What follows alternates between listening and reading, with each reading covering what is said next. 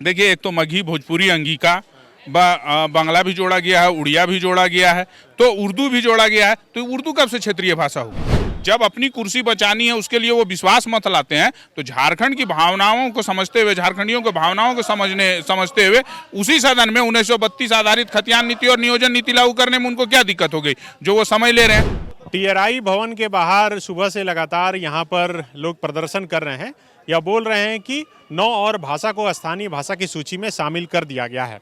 इस वक्त हमारे साथ विकास महतो हैं। विकास जी, ये फिर से भाषा के नाम पर आंदोलन शुरू कर दिया आपने? नहीं, हम लोग शुरू नहीं किए। ये माननीय मुख्यमंत्री को सोचना चाहिए कि जब 9 भाषा झारखंड की है और उसके अलावा जब जिलावार तरीके से 660 गजट संख्या में भाषा को जोड़ा गया था मगही भोजपुरी को, आज जिलावार जो था 10 माने मैट्रिक और इंटर स्तर का जो एग्जाम था उस पे जोड़ा गया था, जिलावार जोड़ा गया था। आज जेएसएससी लेवल पे हो गया तो वो तो पूरे राज्य स्तर पे हो गया, तो उसी का हम लोग विरोध कर रहे हैं। और 9 के अलावा ये 18 भाषा क्यों? और माननीय मुख्यमंत्री अपने सोशल मीडिया साइट से उसको पोस्ट कर रहे हैं। माननीय मुख्यमंत्री जी का सोशल मीडिया साइट आप देखिए, उसमें हिंदुस्तान अखबार का एक पेपर कटिंग शेयर किया गया है जिसमें लिखा गया है कि क्षेत्रीय भाषाओं के संरक्षण के लिए। तो मगही और भोजपुरी यहाँ की क्षेत्रीय भाषा कब से हो गई? कौन कौन 9 भाषा जोड़ा गया है? देखिए, एक तो मगही, भोजपुरी, अंगिका, बांग्ला भी जोड़ा गया है, उड़िया भी जोड़ा गया है, तो उर्दू भी जोड़ा गया है। तो उर्दू कब से क्षेत्रीय भाषा हो गई? तो 9 भाषा जो हमारी हैं, 5 जनजातीय भाषा और 4 क्षेत्रीय भाषा, उसके अलावा हम लोगों को कोई भाषा की जरूरत थी नहीं और जरूरत है भी नहीं। तो माननीय मुख्यमंत्री जी को ये जवाब देना होगा कि भाई ये भाषा की आवश्यकता क्यों पड़ गई। तो यहाँ जो जानकारी है उसके अनुसार सर्वे के हिसाब से किया गया है कि कितने बोलने वाले लोग। देखिए, आरटीआई का भी जवाब हमारे पास है। सुनील कुमार महतो जी ने जब ये आरटीआई से मांगा था तो यही सरकार ने जवाब दिया है कि ऐसा कोई भी शोध नहीं हुआ है। तो हमको तो समझ में नहीं आ रहा है कि सरकार किस प्रकार से चल रही है। माननीय मुख्यमंत्री के जो पदाधिकारी हैं, माननीय मुख्यमंत्री की बात को मानते हैं या नहीं मानते हैं, या माननीय मंत्री लोग जो हैं, अभी देखिए पिछले दिनों सदन में 1932 की बात चली, वो बोलें कि हम 1932 लागू करेंगे।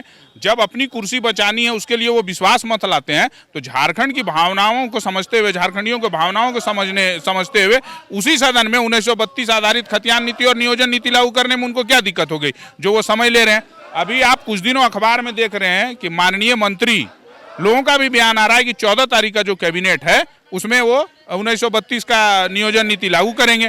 तो हम लोग तो सिर्फ मजाक का पात्र हो गए। आज 1 साल का आंदोलन हो गया और जो माननीय विधायक और मंत्री बोलते थे कि भाषा का विवाद हट गया, तो भाषा का विवाद तो अब शुरू हो गया। अब झारखंड सरकार का विभाग जो ये है, झारखंड सरकार के अधीन है कि नहीं, और पदाधिकारी जब फाइल भेजते हैं तो माननीय मंत्री और सचिव तक पहुंचता है या नहीं पहुंचता है, ये झारखंड सरकार को और माननीय मुख्यमंत्री को जवाब देना होगा। जब तक नहीं हटाया जाएगा आंदोलन करेंगे। इनको जोड़ा क्यों गया भैया? किस सर्वे के आधार पे जोड़ा गया? एक बात बताइए सरकार अपने बातों पे और सर्वे पे इतने मुखर थी तो धनबाद बोकारो से फिर मगही और भोजपुरी को क्यों हटा लिया ले गया? अगर ये वहां बोलने वाले लोग थे तो फिर क्यों हटाया गया? तो सरकार कहीं ना कहीं पदाधिकारी के चुंगल में फंसी हुए कुछ लोग सरकार को चला रहे हैं, जो मगही और भोजपुरी और बाहरियों को खासकर यहाँ बसाने का जो ये षड्यंत्र चल रहा है उसी के आधार पे। नहीं तो फिर क्यों हटाया गया?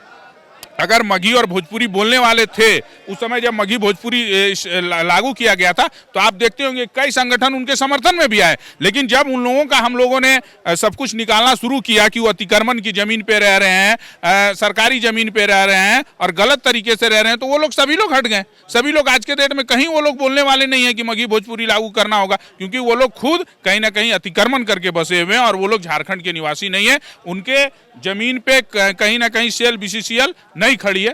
तो यही हम लोगों का मांग है कि झारखंडियों को हक अधिकार दे दीजिए, झारखंडियों को पहचान दे दीजिए। और आज आप समझ लीजिए कि जो भाषा को जेएसएससी में लागू किया गया, मतलब मैट्रिक इंटर में हम लोग 4th ग्रेड में जॉब लेते हैं, अब जब मैट्रिक और इंटर छोड़ के अब जेएसएससी में लागू किया तो बाबू कौन बन के आएंगे?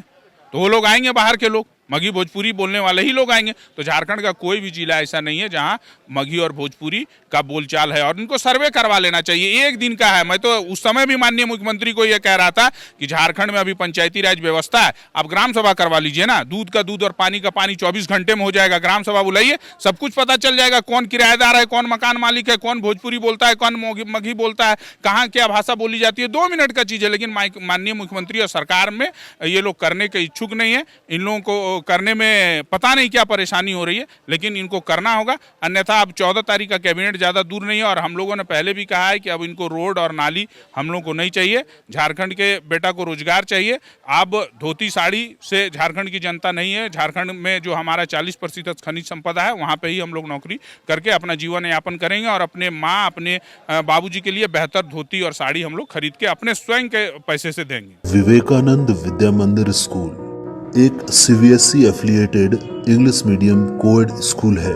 हम शिक्षा के साथ संस्कार देते हैं। thefollowup.in. Like, share, and subscribe. www.thefollowup.in